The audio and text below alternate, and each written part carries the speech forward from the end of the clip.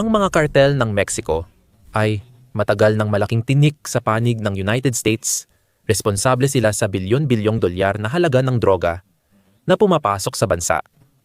At ang mga kartel ay mga grupong nagdadala ng kamatayan sa loob mismo ng kanilang bansang Mexico. At para sa pamahalaan ng United States, malinaw at kasalukuyang panganib ito sa mga mamamayang Amerikano. Kailangan silang mapigilan. Handang gawin ng United States ang lahat para dito. Hindi rin makapaniwala ang Mexico sa hakbang ng United States laban sa mga kartel. Inutusan ni Pangulong Donald Trump ang militar na wasakin ang mga mapanganib na gang. Ngunit hindi pa ito inilalabas sa publiko. Nalaman ito ng ilathala ng New York Times ang balita noong Agosto. Ayon dito, nilagdaan ni Trump ang lihim na kautosang ipinadala sa Pentagon bilang opisyal na batayan ng posibleng direktang operasyong militar laban sa listahan ng mga Latin American na kartel na itinuturing ng gobyerno ng United States bilang mga teroristang organisasyon. Ayon sa New York Times, ang kautosang iyon ay nagbigay sa militar ng United States ng opisyal na batayan upang magsagawa ng mga target na operasyong militar sa dagat at sa banyagang teritoryo. Kung tama ang ulat, ibig sabihin ay naghanda ang United States ng plano para sa posibleng operasyon laban sa mga kartel ng Mexico sa labas ng kanilang teritoryo. Malaki ang epekto nito at sa ngayon, hindi pa tiyak kung ano ang magiging itsura ng makabagong uri ng interbensyong militar na ito. Naghahanda ng opsyon ang United States military officials. Ayon sa The New York Times, nakuha nila ang impormasyong ito mula sa mga hindi pinangalanang source. Gayunpaman, sinasabi ng mga source na iyon na pamilyar sila sa mga pag-uusap na nangyayari ngayon sa Pentagon at karaniwang gawain ng mga media outlet na huwag pangalanan ang kanilang mga source kapag ang usapin ay sensitibo at lihim. Ayon sa Washington Post noong Agosto, 8 na talakay na ang paksa ng mga pag-uusap mula sa paggamit ng Navy destroyer para maglunsad ng mga misil laban sa mga pinuno ng kartel o infrastruktura hanggang sa mas mahigpit na pakikipagtulungan sa mga awtoridad ng Mexico laban sa mga kriminal na organisasyon. Ayon sa isang United States opisyal na pamilyar sa issue, sabi ng The Military Show yun, ang huling option sa mga ito ay maaaring mga hulugan na ang United States na may pahintulot ng Mexico ay magtatayo ng mga barracks at safe house sa loob ng Mexico para tirhan ng mga espesyal na operatiba na maaaring magsagawa ng mga misyon para hulihin o labanan ang mga miyembro ng kartel. Sa ngayon, haka-haka pa lang ang mga opsyon na binanggit ng The Washington Post. Hindi haka-haka na ginugol ng United States ang mga nakaraang buwan sa paggawa ng kawili-wiling mga hakbang na sumusuporta sa ideya na naghahanda itong magpadala ng militar sa Mexico para labanan ng mga kartel.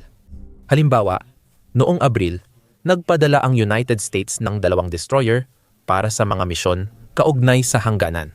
Pumunta ang United States ship Gravely sa Gulf of Mexico, kasunod ang United States ship Spruance mula San Diego para suportahan ang mga operasyon sa hilagang baybayin ng kanlurang United States.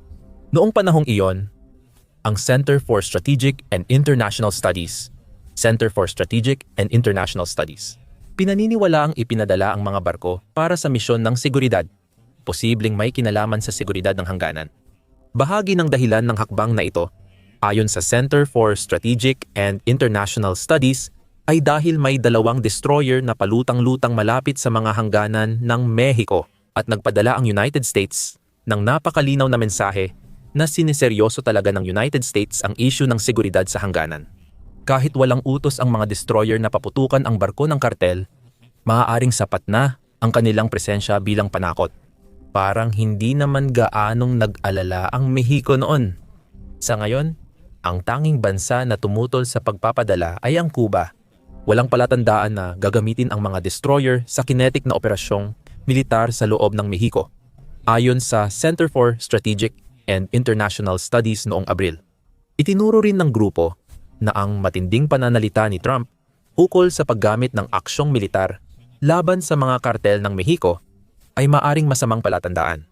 Lumipas ang panahon at ngayon may bagong kahulugan na ang presensya ng mga barkong iyon sa Golpo ng Mexico. Maaaring inilagay na sila ng maaga para handa silang kumilos agad kapag nagbigay ng pahintulot ang United States. Hindi pa tiyak ngayon at Baka hindi malaman hanggang lumitaw ang unang senyales ng mga aksyong militar na inaprubahan ni Trump. Pinapalakas pa ng United States ang militarisasyon ng hangganan nito sa Mexico. Noong Abril may 10,000 tropang Amerikano sa hangganan. Sabi ng The Independent, mas mataas ito kaysa 2,000 at 500 sundalong ipinadala sa panahon ni dating Pangulong Joe Biden. Ayon sa British Broadcasting Corporation, ang mga Stryker armored vehicles na dating ginamit sa mga digmaan sa Iraq at Afghanistan ay nagsimula na ring makita sa hangganan. Nasa 100 ganitong armored vehicles ang nagpapatrolya sa hangganan mula Hunyo, kasama rin ang 2 barko at ilang grupo ng drone at spy plane. Ayon sa independenteng ulat, 8,000 lang ang sundalong ipinadala ng British Broadcasting Corporation, hindi 10,000. Ayon sa ulat ng British Broadcasting Corporation, kinwestiyon ng ilan ang militarisasyong ito. Iniulat na 8,000 katao ang nadetain sa hangganan noong Abril 2025.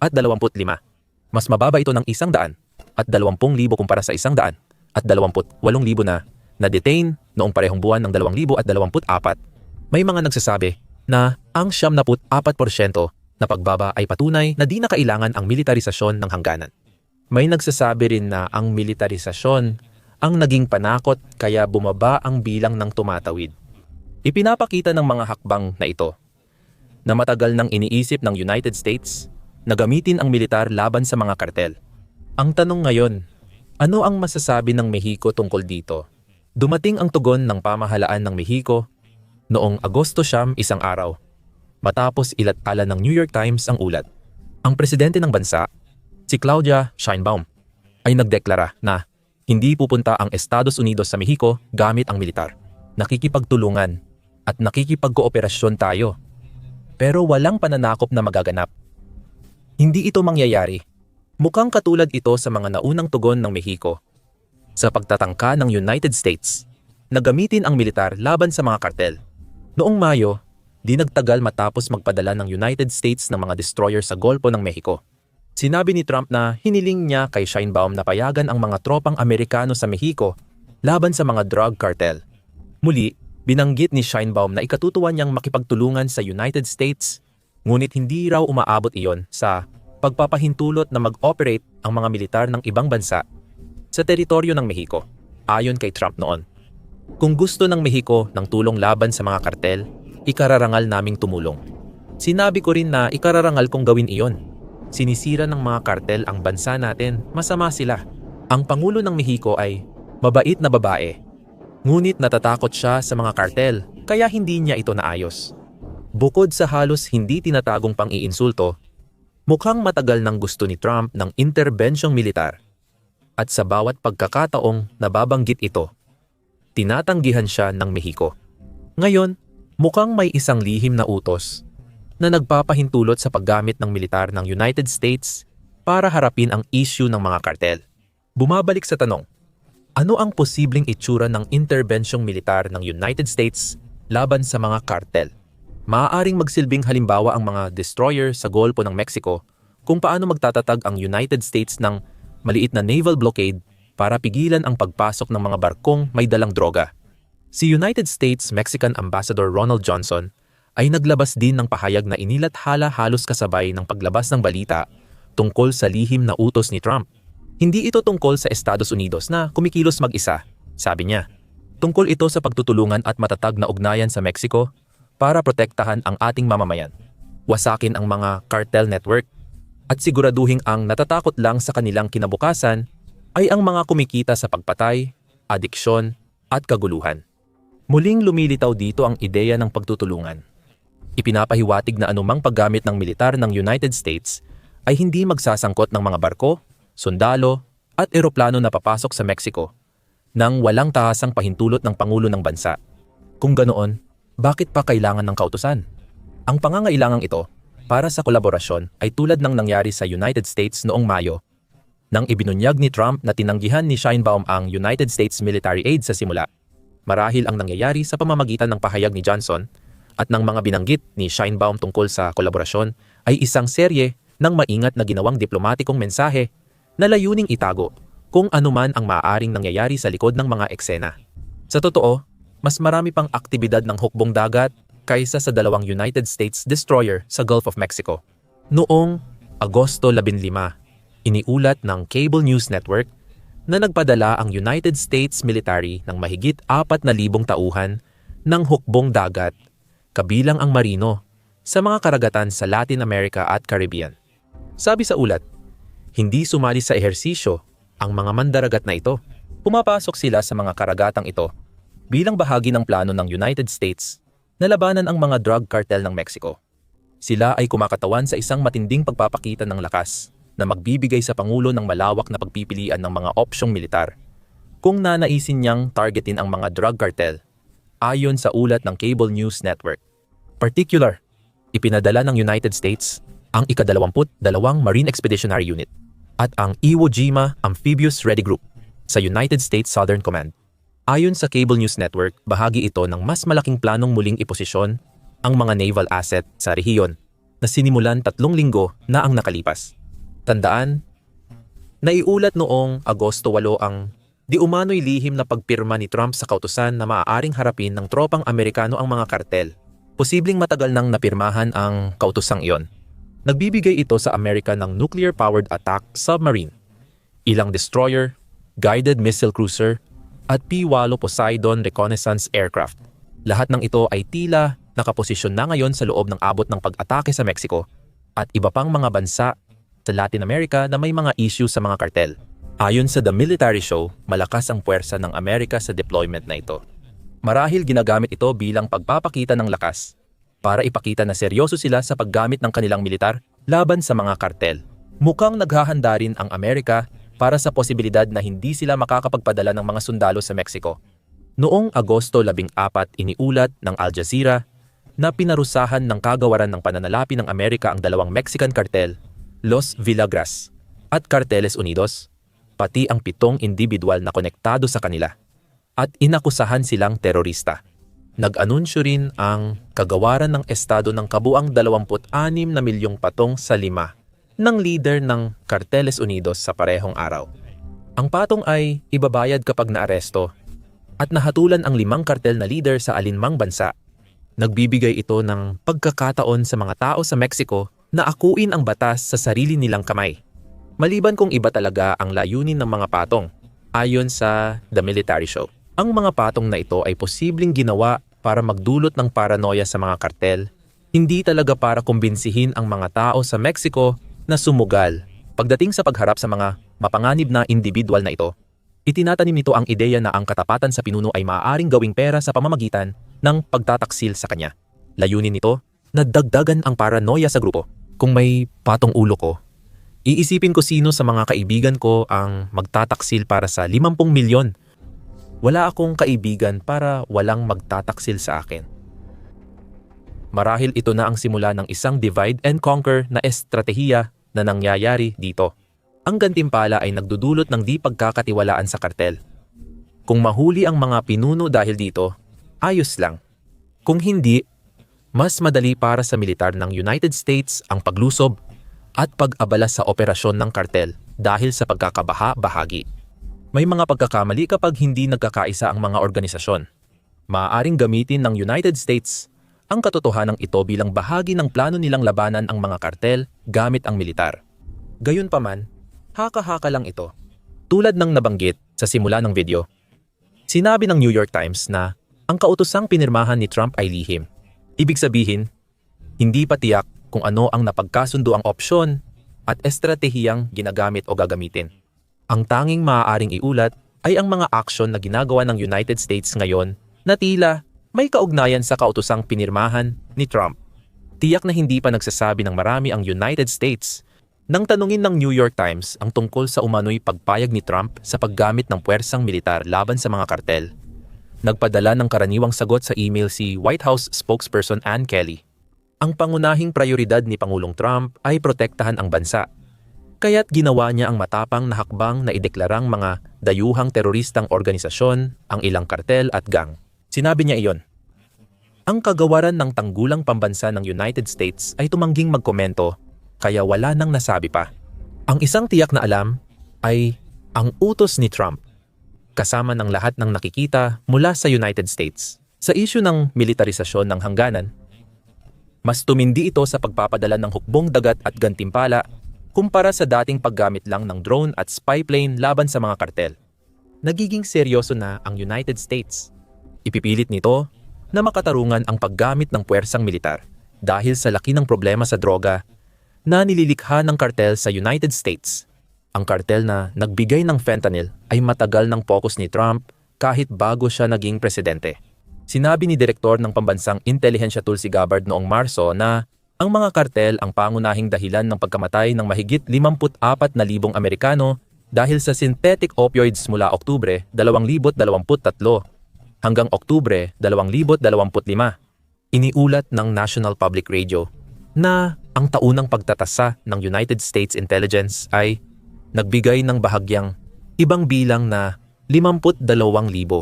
Ngunit nananatili ang punto na ang agresibong hakbang militar ni Trump ay nakatuon sa paglutas ng problema sa droga ng United States. Nagbibigay naman ang Centers for Disease Control and Prevention ng isa pang bilang na nag-uugnay ng 84,000 katao sa mga pagkamatay na may kaugnayan sa droga. Gayunpaman, isinama nito ang methamphetamine at iba pang mga ilegal na droga sa kanilang bilang. Kahit na lahat ng ito ay mula pa rin sa mga kartel. Kaya malinaw kung bakit nais ng United States magsagawa ng aksyong militar. Pero tanong pa rin, pwede bang magpadala ng tropa ang United States sa Mexico? Hindi nila magagawa iyon nang walang pahintulot ng mismong bansa. Lalo na kung gusto ng United States na legal na magpadala ng mga tropa. Ayon sa New York Times, ilang beses nang ginamit ng United States ang militar nila laban sa droga sa ibang bansa at madalas lumalampas sa legal na hangganan nang hindi nilalampasan ang mga iyon. Binibigyang diin dito ang ginawa ni dating Pangulong George Herbert Walker Bush na nagpadala ng 20,000 sundalo sa Panama noong 1989 upang arestuhin si Manuel Noriega na may kasong droga sa United States. Ang operasyong iyon na nagresulta sa pagpapatalsik kay Noriega ay iinilahad bilang pagtulong ng militar ng United States sa lokal na kapulisan. Ang tila iminungkahi ngayon ng United States para sa Mexico ay ibang-iba. Ayon kay retiradong Rear Admiral James E. McPherson sa New York Times, malaking paglabag sa international na batas ang aksyong militar laban sa mga kartel kung walang pahintulot ng Mexico. Gayunpaman, mukhang solusyon ng United States ang pagturing sa mga kartel na nais nitong puntiryahin bilang banyagang teroristang organisasyon.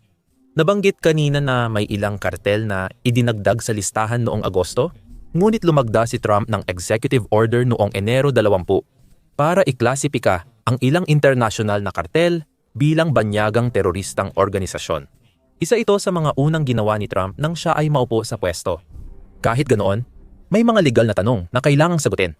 Maaari bang patayin ng militar ng United States ang isang miyembro ng kartel nang hindi ito itinuturing na tahasang pagpatay ayon sa batas internasyonal? Posible, mayroong self-defense exception sa global assassination ban na ginamit ng United States para bigyang katwiran ang pagpatay sa mga taong itinuturing nilang mga dayuhang terorista noon, sa dahilang sila ay banta sa kanilang bansa. Pero ayon kay dating abogado ng State Department na si Brian Finucane, mahirap daw itong ipaglaban. Maaaring gamitin ang exception na ito sa posibleng miyembro ng kartel sa tradisyonal na abogasya ng executive branch. Ayon kay Finucane sa New York Times, mahirap matugunan ng karaniwang drug trafficker ang self-defense exception sa pagbabawal ng asasinasyon. Kahit ang pagdakip sa halip na pagpatay sa mga miyembro ng kartel ay maaaring magdulot ng mga legal na problema kung gagawin ito ng militar ng walang partisipasyon ng anumang kinikilalang ahensya ng pagpapatupad ng batas. Sa anong saklaw maaaring hawakan ng militar ang mga bilanggo na ito? Kailangan ba nito ng autorisasyon mula sa Kongreso? Ang mga bilanggo ba na iyon ay ililipat na lang sa kagawaran ng katarungan pagkatapos mahuli? Kailangang masagot muna ang mga tanong na ito bago magpatuloy ang anumang intervensyon ng militar. Ano ang mangyayari kung pasabugin ng barkong militar ng United States ang bangka ng kartel sa Gulf of Mexico o karagatan ng Latin America? Muli, sunod-sunod na mga tanong. Nakasalalay pa rin ito sa pagpayag ng United States mula sa Mexico na gamitin ang militar sa simula pa lang. Ipagpalagay muna nating naayos na ang lahat ng legal na issue at pahintulot. Sabi ng Mexico, oo, nawawala ang mga issue sa international na batas. Pumasok ang militar ng United States. para labanan ang mga kartel sa lupa at katubigan ng Mexico at Estados Unidos. Epektibo ba ang paraang iyon? Posible ito. Maaring ginagamit ang divide and conquer strategy dahil sa mga patong na ibinibigay ng United States sa mga pinuno ng kartel. Mahalagang tandaan na ang kartel ay hindi lang basta malaking organisasyon. Maraming kartel sa Mexico. Ang iba ay nagtutulungan, ang iba ay nag-aaway.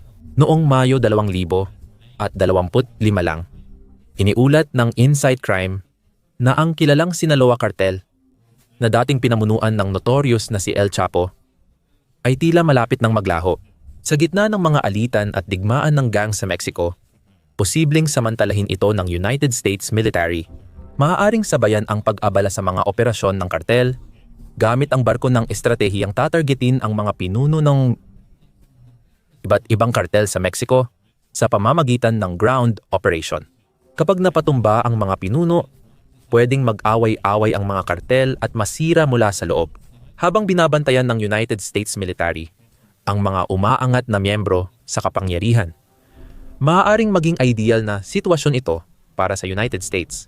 Madalas, hindi sentralisado ang kartel. Malabong manatili ang mga pinuno ng organisasyon sa kanilang kuta. Kapag nalaman nilang paparating ang militar ng United States, muli, akala nito may pahintulot na nakuha. Dahil ang mga sundalong Amerikano na kumikilos sa Mexico laban sa mga teknikal na sibilyan, kahit tawagin silang dayuhang terorista, ay kaduda-duda sa batas. Kaya marami pa ring tanong na walang sagot. Maaaring lumitaw pa ang karagdagang impormasyon sa lalong madaling panahon habang sinisimulan ng United States na ipatupad ang mga plano batay sa lihim na utos ni Trump. Ngayon, hindi lang Mexico ang tanging bansa kung saan maaaring magsimulang mag-operate ang mga tropang Amerikano. Sa katunayan, ang mga sundalong Amerikano ay nagtatrabaho rin kasama ang kanilang mga kasamahan sa NATO malapit sa hangganan ng Russian exclave, Kaliningrad. Pumasok na sa Poland ang ikalawang Cavalry Regiment, kaya kabado ang Kaliningrad. Bakit? Sa aming video at huwag kalimutang mag-subscribe sa The Military Show para sa iba pang mga video tungkol sa pinakabagong mga kaganapan sa militar ng United States.